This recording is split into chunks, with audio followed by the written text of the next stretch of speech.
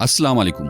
अगर आपके इम्तिहानात करीब हो और अचानक किसी ट्रिप पर जाने का मौका मिल जाए तो आप क्या करेंगे? इम्तिहानात पर तवज्जो देंगे या ट्रिप पर जाएंगे? अगर आप बार बार नाकाम हो रहे हो और आपके दोस्त और रिश्तेदार आपका मजाक उड़ाए तो आपका रद्द अमल क्या होगा? जब आपको गुस्सा आता है तो आपका बर्ताव किस किस्म का होता है?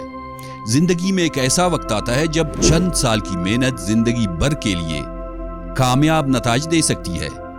क्या आप उस वक्त मेहनत करने को तरजीह देंगे या पार्टियों, सैर सपाटे या दोस्तों के साथ वक्त गुजारने को पसंद करेंगे?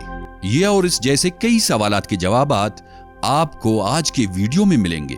आज हम एक मशहूर नफ्सियाती तजुर्बा मार्शमैलो एक्सपेरिमेंट के बारे में बात करेंगे। ये तजुर्बा 1960 के दिहाई के आखिर और 1970 की दिहाई के अवाइल में स्टैनफोर्ड यूनिवर्सिटी के माहिर नफ्सियात वाल्टर मिशेल ने किया।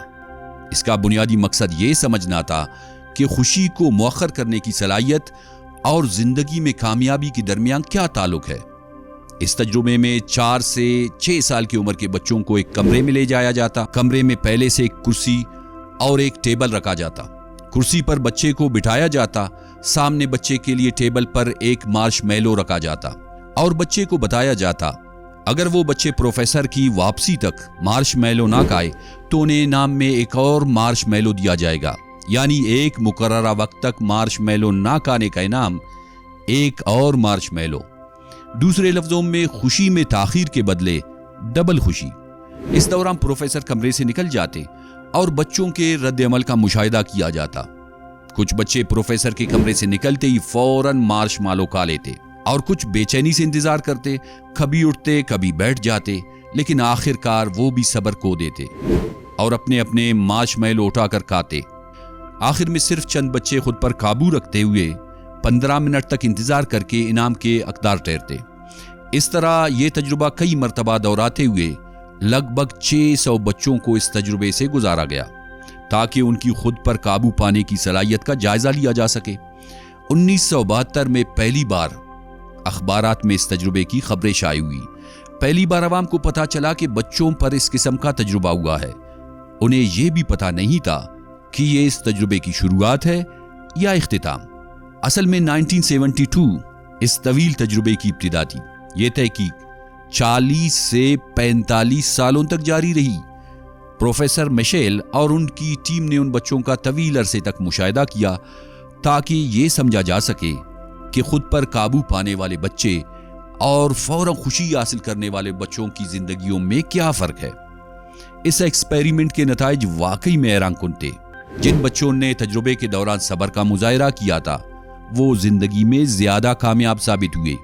उन बच्चों में मंशियात के इस्तेमाल का इम्कान कम था, वो समाजी तौर पर मजबूत थे, मोटापे के शिकार कम थे। जब भी उन्हें जिंदगी में मसाइल या परेशानियों से गुजरना पड़ता वो घबराने की बजाय उन मसाइल का सामना करते और खुद को मुश्किल सूरत हाल से निकालने में कामयाब हो जाते।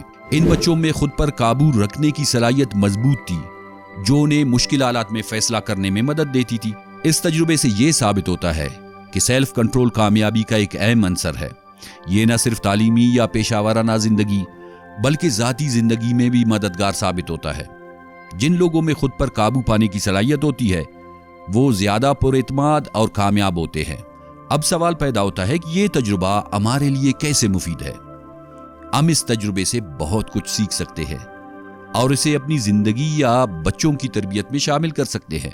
हम बच्चों को मार्शमैलो टेस्ट से मुख्तलिफ अंदाज में गुजार सकते हैं। मसलन हम बच्चों के सामने कोई चीज रखकर उन्हें सब्र करने की तरगीब दे सकते हैं। उन्हें बता सकते हैं कि अगर उन्होंने खुद पर काबू पाया तो उन्हें इनाम से नवाजा जाएगा। ये इनाम नकद रकम या पिकनिक की सूरत में हो सकता है। इसके अलावा उन्हें मुख्तलिफ टास्क दे सकते हैं ताकि उनकी तवज्जो मरकूज हो और सुस्ती खत्म हो। खुद पर काबू पाने के लिए हम खुद को भी ऐसे चैलेंजेस से गुजार सकते हैं जैसे कि किसी गैर जरूरी चीज को महदूद वक्त के लिए तर्क करना। आखिर में इस तजुर्बे पर मजीद तहकीक की गई और नताइज के लिहाज से इसमें एक नए बाब का इजाफा किया गया।